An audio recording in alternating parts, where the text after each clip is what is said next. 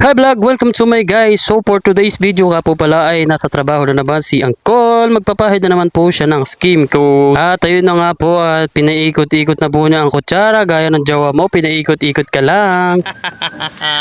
At ayun na nga po, minekos-mekos na ni Insan. Sige Insan, sobrang nadami na halo na yan. Paikot mo, lagyan mo na matsala. Lagyan mo ng paminta. At sobrang nadami na halo na yan. Sige Insan, ikot-ikot. Lagyan ng magic sarap. Kulang pa ng bawang. Ibuhos na yan. Tikman at baka matabang. So ayun na nga po, pinagpad na po ng kanyang kamay. At pinaikot-ikot na naman. At dito nga po ay umaawit si Uncle. Senior yan. Sino ka si Bugoy? At dito nga po ay napapakanta si Uncle ng Papa Dudut Story. 1, 2, 3, handa, awit!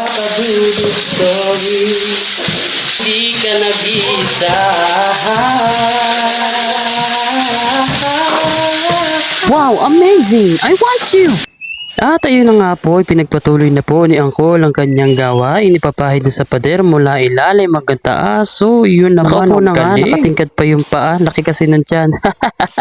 Sige Uncle, ipahid mo na yan kahit ang iyong katawan ay madumihan. Ang importante, binubuhay mo yung pamilya mo sa malinis na paraan.